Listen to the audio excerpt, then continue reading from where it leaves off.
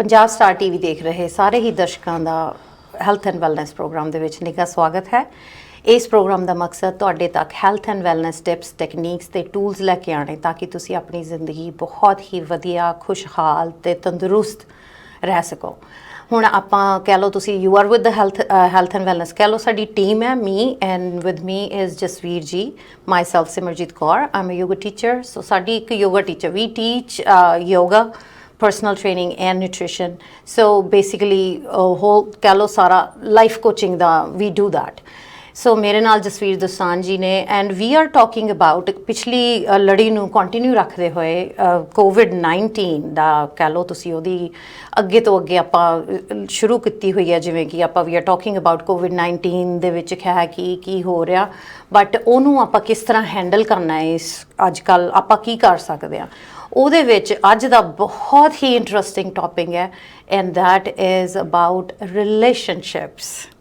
ਸੋ ਜਸਵੀਰ ਜੀ ਤੁਸੀਂ ਦੱਸੋ ਅੱਜ ਆਪਾਂ ਫਿਰ ਰਿਲੇਸ਼ਨਸ਼ਿਪਸ ਬਾਰੇ ਕੀ ਲੈ ਕੇ ਆਏ ਹਾਂ। ਸਭ ਤੋਂ ਪਹਿਲਾਂ ਤਾਂ ਪੰਜਾਬ ਸਟਾਰ ਦੇ ਦਰਸ਼ਕਾਂ ਨੂੰ ਮੇਰੇ ਵੱਲੋਂ ਪਿਆਰ ਭਰੀ ਸਤਿ ਸ੍ਰੀ ਅਕਾਲ। ਤਾਂ ਸਿਮਰਜੀਤ ਨੇ ਤੁਹਾਨੂੰ ਸਾਰੀ ਇੰਟਰੋਡਕਸ਼ਨ ਦੇ ਹੀ ਦਿੱਤੀ ਹੈ ਕਿ ਅਸੀਂ ਪਿਛਲੇ ਐਪੀਸੋਡਸ ਦੇ ਵਿੱਚ ਟਿਪਸ ਐਂਡ ਟੈਕਨੀਕਸ ਬਾਰੇ ਗੱਲ ਕੀਤੀ ਸੀ ਔਰ ਅੱਜ ਦਾ ਟੌਪਿਕ ਹੈ ਸਾਡਾ ਰਿਲੇਸ਼ਨਸ਼ਿਪ ਦਾ, ਜਿਹੜਾ ਕਿ ਬੜਾ ਹੀ ਇੰਟਰਸਟਿੰਗ ਹੈ। ਪਹਿਲਾਂ ਤਾਂ ਰਿਲੇਸ਼ਨਸ਼ਿਪ ਹੈ ਕੀ ਹੈ, ਅਗਰ ਸਾਨੂੰ ਇਹਦੀ ਡੈਫੀਨੇਸ਼ਨ ਪਤਾ ਲੱਗ ਜਾਏ ਜਾਂ ਸਾਨੂੰ ਸਮਝ ਆ ਜਾਏ ਰਿਲੇਸ਼ਨਸ਼ਿਪ ਕੀ ਹੈ ਤਾਂ ਸਾਡੀ ਜ਼ਿੰਦਗੀ ਸੌਖੀ ਕਾਫੀ ਬਣ ਜਾਏਗੀ।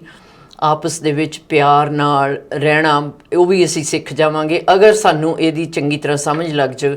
ਅਤੇ ਰਿਲੇਸ਼ਨਸ਼ਿਪ ਜਿੱਦਾਂ ਮੈਂ ਦੇਖਦੀ ਹਾਂ, ਇਟਸ ਅ ਕੌਨਸਟੈਂਟ ਐਕਟੀਵਿਟੀ, ਲਗਾਤਾਰ ਐਕਟੀਵਿਟੀ ਹੈ ਜਾਂ ਇੰਟਰੈਕਸ਼ਨ ਹੈ ਬਿਟਵੀਨ ਪੋਜ਼ੀਟਿਵ ਅਤੇ ਨੈਗੇਟਿਵ ਜਿਹੜੀਆਂ ਫੋਰਸਿਸ ਨੇਚਰ ਦੇ ਵਿੱਚ ਹੈ।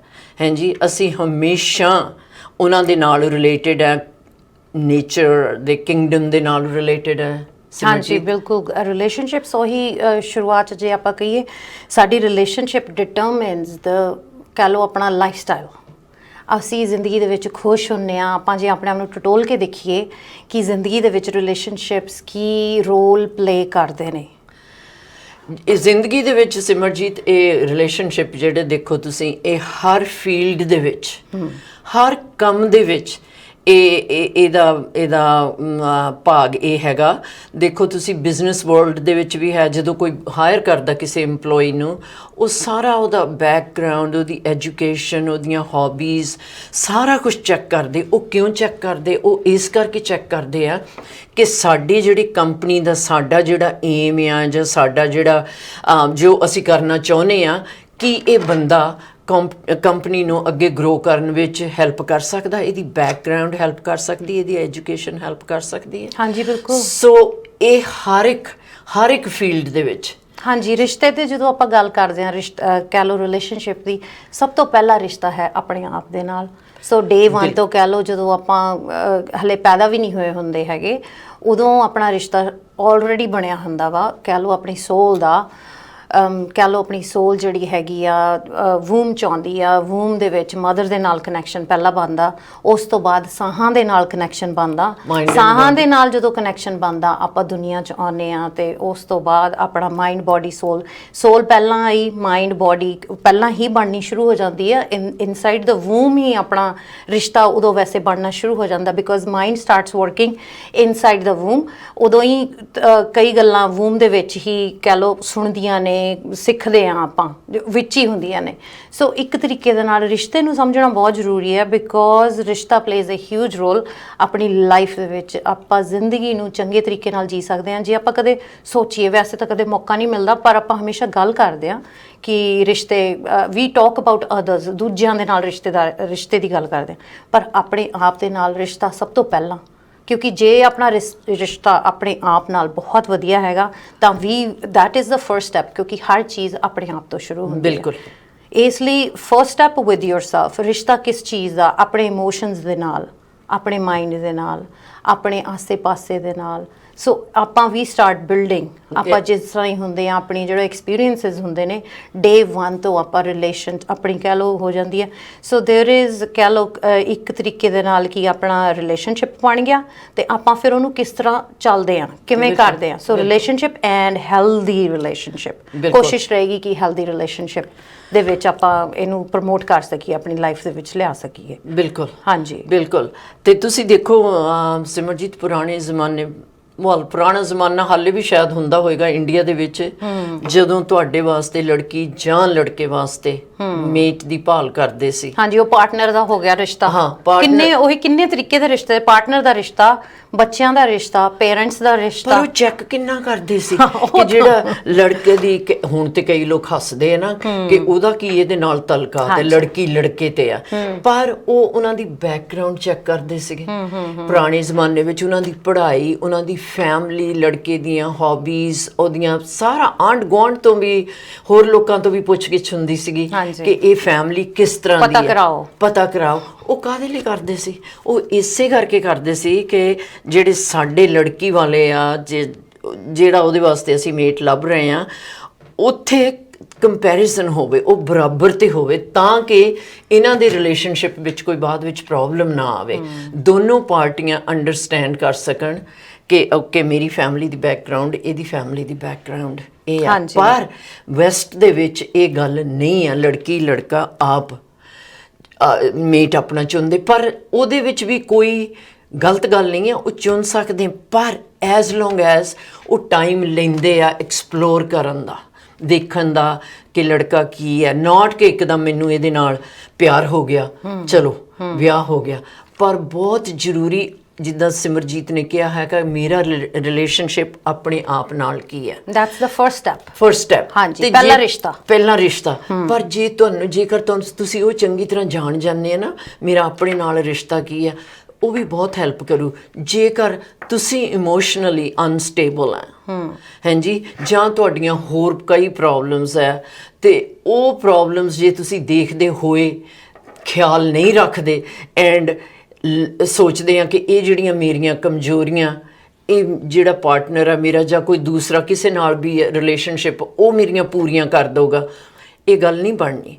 ਉੱਥੇ ਤੁਸੀਂ ਕੋਈ ਤੁਹਾਡੀਆਂ ਗੱਲਾਂ ਫਿਰ ਉਹ ਜਦੋਂ ਪੂਰੀਆਂ ਹੋਣੀਆਂ ਨਹੀਂ, ਇਹ ਤੁਹਾਡਾ ਮਾਈਂਡ ਸੈੱਟ ਹੈ, ਤੁਹਾਡੇ ਸਬਕੌਂਸ਼ੀਅਸ ਮਾਈਂਡ ਵਿੱਚ ਹੈ ਕਿ ਇਹ ਮੇਰਾ ਪਾਰਟਨਰ ਜਾਂ ਮੇਰੀ ਫਰੈਂਡ ਜਾਂ ਜਿਹੜਾ ਵੀ ਹੈ ਪੂਰੀਆਂ ਕਰੂ। ਉਹ ਪੂਰੀਆਂ ਨਹੀਂ ਹੋਣੀਆਂ। ਜਦੋਂ ਉਹ ਪੂਰੀਆਂ ਨਹੀਂ ਹੁੰਦੀਆਂ, ਉੱਥੇ ਪ੍ਰੋਬਲਮ ਆਉਂਦੀ, ਤੁਸੀਂ ਡਿਸਅਪੁਆਇੰਟ ਹੁੰਦੇ ਆ, ਤੁਹਾਡੀ ਅਣਬਣ ਹੁੰਦੀ। ਕਿਸੇ ਵੀ ਰਿਲੇਸ਼ਨਸ਼ਿਪ ਦੀ ਇਹ ਗੱਲ ਹੈ, ਜ਼ਰੂਰੀ ਹਸਬੈਂਡ ਵਾਈਫ ਦੀ ਨਹੀਂ। ਉੱਥੇ ਤੁਹਾਡੀ ਅਣਬਣ ਹੁੰਦੀ ਹੈ ਇੱਕ ਦੂਸਰੇ ਦੇ ਨਾਲ, ਐਂਡ ਉਹ ਫਿਰ ਤੁਹਾਡੇ ਮਾਈਂਡ ਨੂੰ ਕੀ ਕਰਦਾ? ਅਪਸੈਟ, ਅਨਸਟੇਬਲ, ਇੰਪੈਕਟਸ ਦਾ ਲਾਈਫ। ਕਿਉਂਕਿ ਆਪਾਂ ਅਗਰ ਹਰ ਜਗ੍ਹਾ ਜਿੱਥੇ ਵੀ ਜਾਂਦੇ ਆ, ਸਾਨੂੰ ਕਹਿ ਲਓ ਆਪਣੇ ਮਾਈਂਡ ਦੇ ਵਿੱਚ ਕਿਤੇ ਨਾ ਕਿਤੇ ਕੋਈ ਨਾ ਕੋਈ ਰਿਸ਼ਤਾ ਕਿਤੇ ਐਗਜ਼ਿਸਟ ਕਰਦਾ ਹੁੰਦਾ। ਉਹਦੇ ਇਮੋਸ਼ਨਸ ਆਪਾਂ ਕੈਰੀ ਅਰਾਊਂਡ ਕਰਦੇ ਹਾਂ, ਆਫਿਸ 'ਚ ਵੀ, ਕੰਮ 'ਤੇ ਵੀ, ਸਕੂਲ 'ਚ ਵੀ, ਬੱਚੇ ਸਕੂਲ ਦੇ ਵਿੱਚ ਕੈਰੀ ਕਰਦੇ ਨੇ। ਸੋ ਇਹ ਕਹਿ ਲਓ ਇਮੋਸ਼ਨਲ ਸਾਈਡ ਆਪਣੀ ਸਟਰੋਂਗ ਹੋਣੀ ਬਹੁਤ ਜ਼ਿਆਦਾ ਜ਼ਰੂਰੀ ਹੈ। ਬਿਕੋਜ਼ ਜੇ ਆਪਣੀ ਇਮੋਸ਼ਨਲ ਸਾਈਡ ਅਗਰ ਸਟਰੋਂਗ ਹੈਗੀ ਆ, ਲਾਈਕ ਪਹਿਲਾਂ ਤੁਹਾਡਾ ਰਿਸ਼ਤਾ ਆਪਣੇ ਆਪ ਨਾਲ ਥਰੂ ਦਾ ਇਮੋਸ਼ਨਲ, ਕਦੇ ਆਪਾਂ ਜੇ ਧਿਆਨ ਦਈਏ, ਉਹ ਖੈਰ ਆਪਾਂ ਇੱਕ ਹੋਰ ਐਪੀਸੋਡ ਦੇ ਵਿੱਚ ਕਵਰ ਕਰਾਂਗੇ ਇਮੋਸ਼ਨਲ ਸਾਈਡ, ਬਟ ਫਿਰ ਵੀ ਇਹਦੇ ਵਿੱਚ we will talk about briefly about it ਕਿ ਇਹਦਾ ਕਿਵੇਂ ਇੰਪੈਕਟ ਪੈਂਦਾ ਵਾ। ਜਿਸ ਤਰ੍ਹਾਂ ਹੀ ਇਮੋਸ਼ਨਸ ਆਪਾਂ ਨੂੰ ਇੰਟਰੈਕਟ ਕਰਦੇ ਹਾਂ ਆਪਾਂ ਆਪਣੇ ਪੇਰੈਂਟਸ ਦੇ ਨਾਲ, ਕਹਿ ਲਓ ਤੁਸੀਂ ਮਾਂ ਤੇ ਬੱਚੇ ਦਾ ਰਿਸ਼ਤਾ। ਸੋ ਜਿਹੜੇ ਮਾਂ ਤੇ ਬੱਚੇ ਦਾ ਰਿਸ਼ਤਾ ਬਹੁਤ ਹੀ ਪੈਰੈਂਟਿੰਗ ਕਹਿ ਲਓ, ਆਪਾਂ ਕਹਿ ਦਿੰਦੇ ਹਾਂ ਇਹਨੂੰ, ਪੈਰੈਂਟਿੰਗ ਹੁੰਦੀ ਹੈ ਕਿ ਕਿਸ ਤਰ੍ਹਾਂ ਰੱਖਦੇ ਹਾਂ ਆਪਾਂ, ਪੈਰੈਂਟਿੰਗ ਕਿੱਦਾਂ ਕਰੀਏ। ਪੈਰੈਂਟਿੰਗ ਦੇ ਵਿੱਚ ਕਹਿ ਲਓ ਪਿਛਲੇ ਜ਼ਮਾਨੇ 'ਚ ਜਾਈਏ ਤਾਂ 6 7 5 ਕਹਿ ਲਓ ਤੁਸੀਂ ਕਿੰਨੇ ਮਤਲਬ ਵਿਦ ਟਾਈਮ ਬੱਚੇ ਜ਼ਿਆਦਾ ਹੁੰਦੇ ਸੀਗੇ, ਐਂਡ ਇਟ ਵਾਜ਼ ਓਕੇ, ਸਾਰੇ ਠੀਕ ਠਾਕ ਚੱਲੀ ਜਾਂਦਾ ਸੀ। ਔਰ ਅੱਜ ਅਗਰ ਆਪਾਂ ਕੰਪੇਅਰ ਕਰੀਏ ਤਾਂ ਕਿੰਨੇ ਬੱਚੇ ਹੁੰਦੇ ਨੇ ਆਪਣੀਆਂ ਫੈਮਲੀਜ਼ ਦੇ ਵਿੱਚ? 3 ਹੁੰਦੇ ਸੀ, ਫਿਰ 2 ਸੀ, ਹੁਣ ਐਟ ਦਾ ਮੋਸਟ ਕਿੰਨਾ? 1। And still we complain about our kids ਕਿ ਸਾਨੂੰ ਸਟ੍ਰੈਸ ਹੋ ਗਿਆ, ਸਾਨੂੰ ਬੱਚੇ ਸਾਹਮਣੇ ਪੈਂਦੇ ਨੇ। ਸੋ ਇਟਸ ਨਾਟ ਕਿ ਬੱਚੇ ਦੀ ਪ੍ਰੋਬਲਮ ਨਹੀਂ ਹੈ, ਇਹ ਆਪਣੇ ਆਪ ਨੂੰ ਆਪਾਂ ਹੈਂਡਲ ਨਹੀਂ ਪ੍ਰੋਪਰਲੀ ਕਰ ਸਕੇ, ਆਪਣੀ ਇਮੋਸ਼ਨਲ ਸਾਈਡ ਨੂੰ ਕੰਟਰੋਲ ਨਹੀਂ ਕਰ ਸਕੇ। ਕੰਟਰੋਲ ਇਨ ਦਾ ਸੈਂਸ ਈਦਰ ਆਪਾਂ ਨੂੰ ਇਮੋਸ਼ਨਸ ਕੰਟਰੋਲ ਕਰਨਗੇ ਜਗ੍ਹਾ ਜਗ੍ਹਾ, ਜਾਂ ਆਪਾਂ ਨੂੰ ਟੈਕਨੀਕਸ ਆਉਂਦੀਆਂ ਨੇ ਇਮੋਸ਼ਨਸ ਨੂੰ ਕੰਟਰੋਲ ਕਰਨ ਦੀਆਂ। ਕੰਟਰੋਲ ਇਹਦਾ ਮਤਲਬ ਦਬਾਉਣਾ ਨਹੀਂ ਹੁੰਦਾ, ਹੈਂਡਲ ਕਿਵੇਂ ਕਰਨਾ। ਬਿਲਕੁਲ। ਸੋ ਇਮੋਸ਼ਨਸ ਇਹ ਵੀ ਇੱਕ ਟੈਕਨੀਕ ਹੈ, ਕਹਿ ਲਓ meditation is also a technique, ਜਿਹਦੇ ਨਾਲ ਕਿ breathing is also different techniques, ਉਹੀ ਯੋਗਾ ਦੇ ਸਾਰੀਆਂ ਰਿਲੇਟਡ। ਕਹਿੰਦੇ ਇੱਕ ਚੀਜ਼ ਨੂੰ ਹੱਥ ਪਾਓ ਤਾਂ ਸਾਰੀ ਚੀਜ਼ ਸੈੱਟ ਹੋ ਜਾਂਦੀ ਹੈ, ਤੇ ਫਿਰ ਜਾਂ ਸਾਰੀ ਖਰਾਬ ਹੋ ਜਾਂਦੀ ਹੈ। ਸੋ ਇਹ ਸਿਰਫ ਆਪਾਂ ਦੇਖਣਾ ਹੁੰਦਾ, ਪਰ ਡੈਫੀਨੇਟਲੀ ਆਪਣੇ ਰਿਲੇਸ਼ਨਸ਼ਿਪਸ ਆਪਾਂ ਨੂੰ ਸਾਰਿਆਂ ਨੇ ਐਕਸਪੀਰੀਅੰਸ ਕੀਤਾ ਹੋਇਆ, ਕੋਈ ਨਾ ਕੋਈ ਰਿਸ਼ਤਾ ਜਿਹੜਾ ਹੈਗਾ ਆਪਾਂ ਨੂੰ ਕਿਤੇ ਨਾ ਕਿਤੇ ਜਾਂ ਬਹੁਤ ਐਕਸਪੈਕਟ ਕਰਦੇ ਹਾਂ ਆਪਾਂ ਕਿ ਖੁਸ਼ੀ ਦਿੰਦਾ, ਜਾਂ ਕਈ ਵਾਰੀ ਬਹੁਤ ਦੁੱਖ ਵੀ ਦਿੰਦਾ। ਸੋ ਇਹ ਦੇਖੀਏ ਵੀ ਅਸੀਂ ਕਿਵੇਂ ਹੈਂਡਲ ਕਰਨਾ ਵਾ, ਕੀ ਕਰ ਸਕਦੇ ਹਾਂ ਉਹਦੇ ਵਿੱਚ। ਜੇ ਹਿਊਮਨ ਬੀਇੰਗਸ ਜਾਂ ਹੋਰ ਕਿਸੇ ਚੀਜ਼ ਨਾਲ ਰਿਲੇਸ਼ਨਸ਼ਿਪ ਤੁਹਾਡਾ ਠੀਕ ਨਹੀਂ ਹੈ, ਔਰ ਤੁਸੀਂ ਰਿਐਲਿਟੀ ਨੂੰ ਨਹੀਂ ਜਾਣਦੇ, ਟਰੂਥ ਨੂੰ ਨਹੀਂ ਜਾਣਦੇ ਕਿ ਰਿਲੇਸ਼ਨਸ਼ਿਪ ਜ਼ਿਆਦਾ ਤੁਸੀਂ ਉਹਦੇ ਵਿੱਚ ਹੀ ਰੁੱਝੇ ਹੋਏ ਆ, ਮੇਰੀਆਂ ਡਿਜ਼ਾਇਰਸ, ਮੈਨੂੰ ਆਹ ਚਾਹੀਦਾ, ਜਾਂ ਮੈਨੂੰ ਉਹ ਜਿੱਦਾਂ ਮੈਂ ਅੱਗੇ ਕਿਹਾ ਕਿ ਜੋ ਤੁਹਾਡੇ ਵਿੱਚ ਚੀਜ਼ ਨਹੀਂ ਆ, ਤੁਸੀਂ ਉਹ ਫਿਰ ਤੁਸੀਂ ਬਾਹਰ ਚੀਜ਼ਾਂ ਵੀ ਖਰੀਦਦੇ ਆ। ਹਾਂਜੀ। ਸਟੋਰ ਦੇ ਵਿੱਚ ਕੋਈ ਵੱਡੀ ਚੀਜ਼ ਲੈ ਲਈ, ਇਹੀ ਕਿ ਜੋ ਮੇਰੇ 'ਚ ਹੈ ਨਹੀਂ ਹੈ, ਮੈਂ ਇਹਨੂੰ ਕਿਸ ਤਰ੍ਹਾਂ ਪੂਰਾ ਕਰਾਂ। ਹੁਣ ਟਾਈਮ ਸਿਮਰਜੀਤ ਆ ਗਿਆ ਕਿ ਸਾਨੂੰ ਇਹਨਾਂ ਗੱਲਾਂ ਵੱਲ ਕਾਫੀ ਧਿਆਨ ਦੇਣਾ ਪੈਣਾ। ਜਿੱਦਾਂ ਪਿੱਛੇ ਚੱਲੀ ਜਾਂਦਾ ਸੀ, ਚਲੋ ਨਹੀਂ, ਜੇਕਰ ਅਵੇਅਰਨੈਸ ਵੈਸੇ ਆ ਰਹੀ ਆ, ਹਰ ਉਹੀ ਤੁਹਾਡੀ ਗੱਲ ਬਿਲਕੁਲ ਸਹੀ ਹੈ। Awareness that is the first step. Awareness ਤੋਂ ਸ਼ੁਰੂ ਹੁੰਦੀ ਹੈ ਹਰ ਜਰਨੀ। ਸੋ ਅੱਜ ਆਪਣਾ ਮਕਸਦ ਇਹੀ ਹੈ ਕਿ ਆਪਣੇ ਰਿਸ਼ਤੇ ਦੇ ਉੱਤੇ ਨਜ਼ਰ ਮਾਰੀ ਜਾਵੇ। ਥੋੜੀ ਦੇਰ ਲਈ ਲੈਂਦੇ ਹਾਂ ਬ੍ਰੇਕ, ਤੇ ਬ੍ਰੇਕ ਤੋਂ ਬਾਅਦ ਵਾਪਸ ਕੰਟੀਨਿਊ ਕਰਾਂਗੇ। ਹਾਂਜੀ, ਪ੍ਰੋਗਰਾਮ ਨੂੰ ਅੱਗੇ ਤੋਰਦੇ ਹੋਏ ਆਪਾਂ ਗੱਲ ਕਰ ਰਹੇ ਹੈਗੇ ਆ relationships the.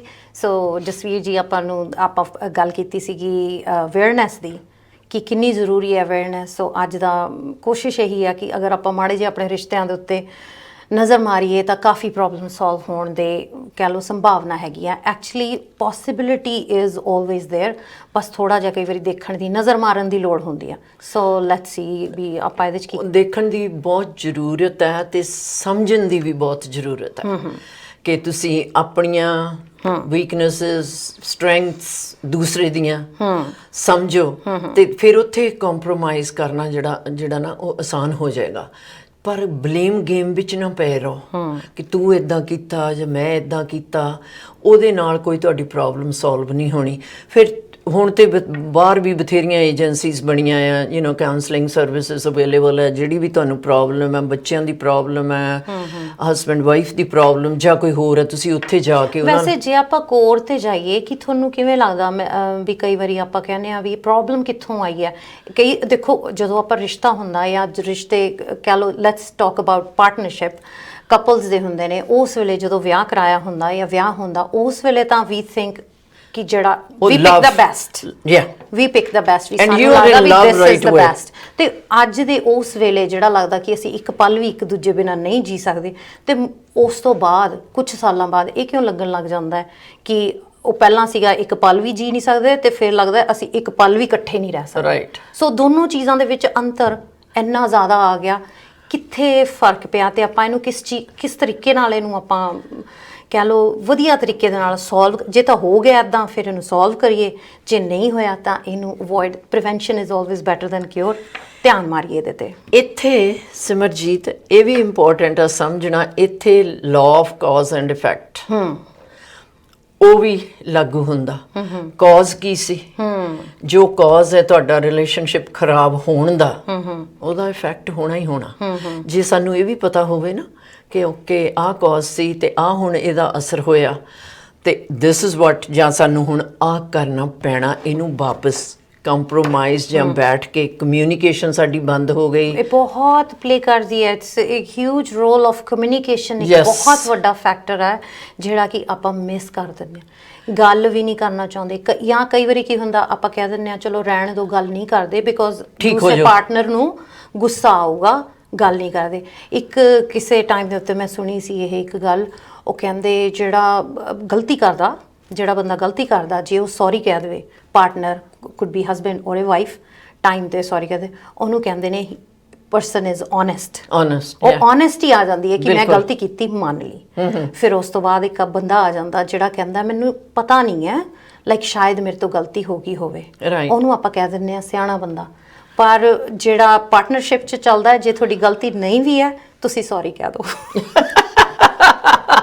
It will save big time ਤੁਹਾਨੂੰ ਕੁਛ ਨਹੀਂ ਜਾਣਾ, ਕੁਛ ਨਹੀਂ ਉਹਦਾ ਹੈਗਾ, ਕੋਈ ਆਪਣੇ ਆਪ ਨੂੰ ਪ੍ਰੂਵ ਨਹੀਂ ਕਰਨਾ ਹੁੰਦਾ ਕਿ ਮੈਂ ਸਹੀ ਹਾਂ ਤੂੰ ਗਲਤ ਆ। ਸੋ ਜਾਂ ਤਾਂ ਸਹੀ ਗਲਤ ਕਰ ਲਓ ਜਾਂ ਫਿਰ ਰਿਸ਼ਤਾ ਬਚਾ ਲਓ। ਉੱਥੇ ਫਿਰ ਈਗੋ ਆ ਜਾਂਦੀ ਹੈ ਯਾ ਤੇ ਮੈਂ ਕਿਉਂ ਇਦਾਂ ਕਰਾਂ, ਮੈਂ ਇਦਾਂ ਨਹੀਂ ਕਰਨਾ, ਮੇਰਾ ਇਦਾਂ ਮੈਂ ਕੀਤਾ ਇਦਾਂ ਹੋਣਾ, ਇਦਾਂ ਗੱਲਾਂ ਨਹੀਂ ਬਣਦੀਆਂ। You have to let go. ਤੁਹਾਨੂੰ ਜਾਣ ਦੇਣਾ ਚਾਹੀਦਾ, ਸੌਰੀ ਕਹਿ ਦੋ, ਕੁਛ ਨਹੀਂ ਹੋ ਚੱਲਾ, ਕੁਛ ਨਹੀਂ ਤੁਹਾਡਾ ਵਿਗੜ ਚੱਲਾ। Sorry plays a huge role. Move ਕਰੋ ਅੱਗੇ। ਹਾਂਜੀ ਹਾਂਜੀ, ਪ੍ਰੋਬਲਮਸ ਹੋ ਰਹੀ ਬਥੇਰੀਆਂ ਕੰਮਾਂ ਤੇ, ਤੁਸੀਂ ਸ਼ਿਫਟ ਵਰਕ ਜਸਟ ਨਾ ਲਓ ਸਹੀ ਪ੍ਰੋਬਲਮਸ ਕਿੰਨੀਆਂ, ਪਰ ਘਰ ਦੀ ਫਾਊਂਡੇਸ਼ਨ ਜਿਹੜੀ ਹੈ ਰਿਲੇਸ਼ਨਸ਼ਿਪ ਦੀ, ਉਹ ਤਾਂ ਸਟਰੋਂਗ ਰੱਖੀਏ।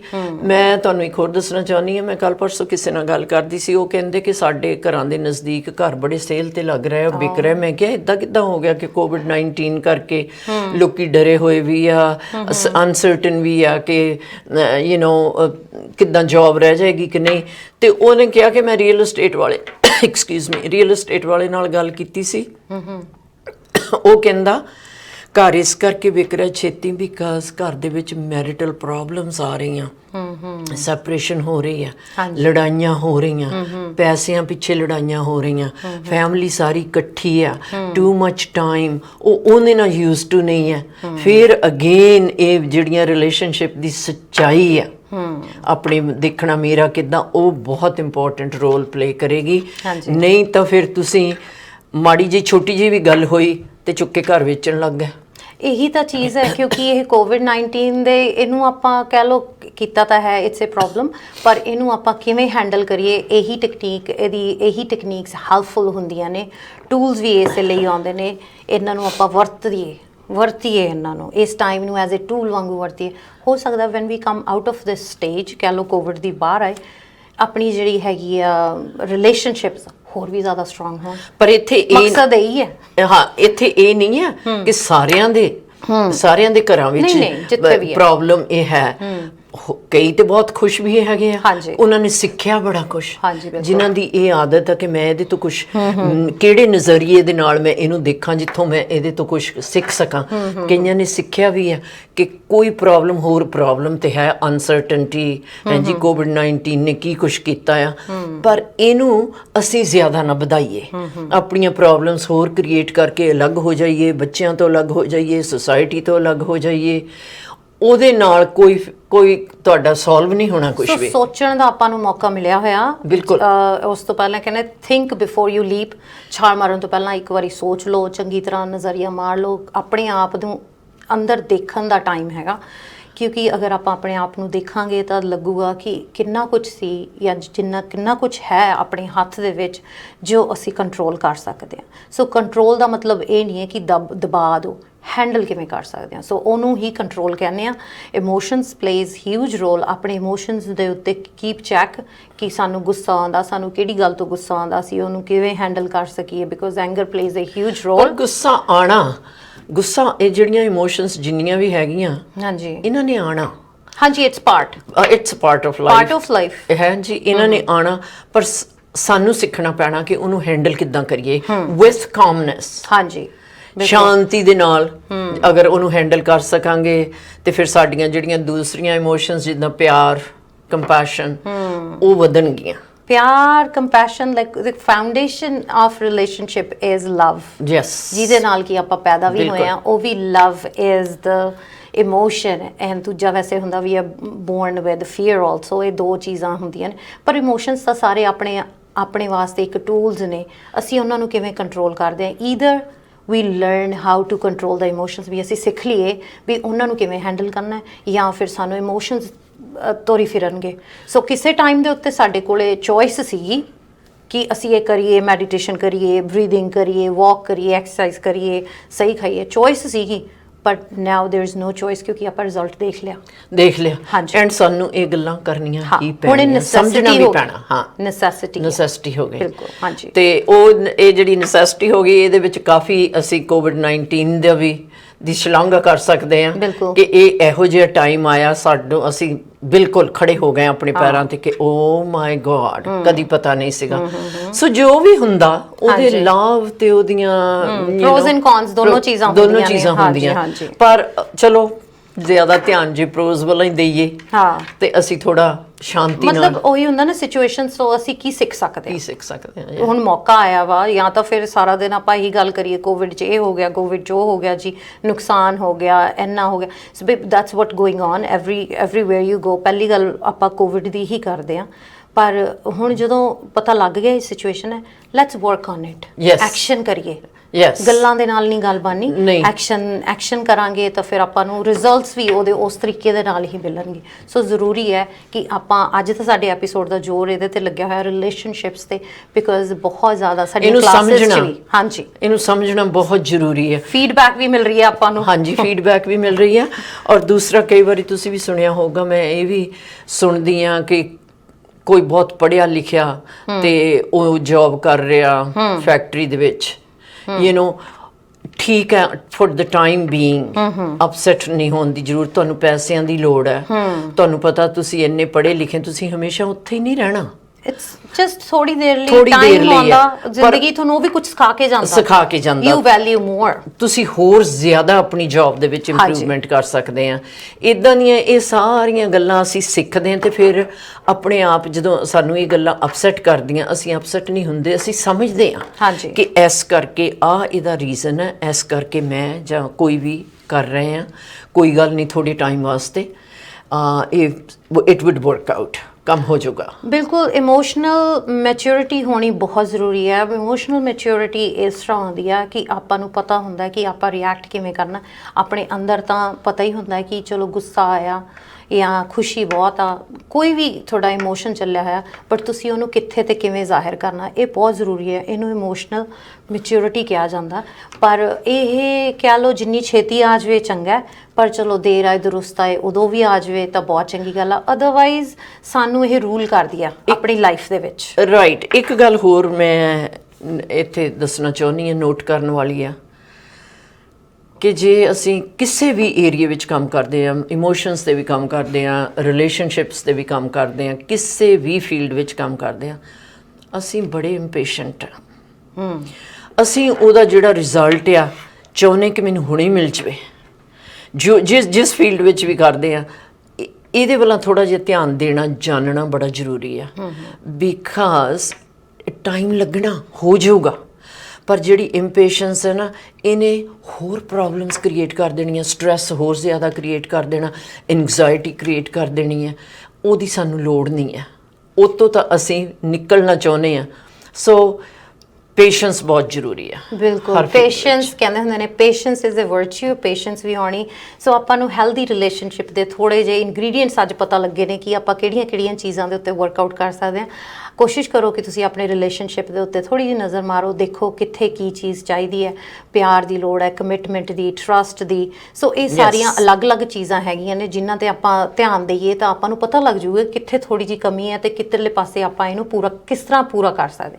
ਇਮੋਸ਼ਨਲ ਸਟੇਟ ਤੇ ਜ਼ਰੂਰ ਰੱਖੋ। ਸੋ ਅੱਜ ਆਪਾਂ ਇੱਥੇ ਇਜਾਜ਼ਤ ਲੈਂਦੇ ਹਾਂ ਤੇ ਨੈਕਸਟ ਟਾਈਮ ਫਿਰ ਇਹਨੂੰ ਹੀ ਕੰਟੀਨਿਊ ਰੱਖਾਂਗੇ। ਕੋਵਿਡ-19 ਦੇ ਕਹਿ ਲਓ ਇੱਕ ਹੋਰ ਟਿਪਸ ਐਂਡ ਟੈਕਨੀਕਸ ਇਹਦੇ ਵਾਸਤੇ ਹੈਂਡਲ ਕਰਨ ਲਈ ਲੈ ਕੇ ਆਵਾਂਗੇ। ਤਦ ਤੱਕ ਲਈ ਸਤਿ ਸ਼੍ਰੀ ਅਕਾਲ। ਸਤਿ ਸ਼੍ਰੀ ਅਕਾਲ।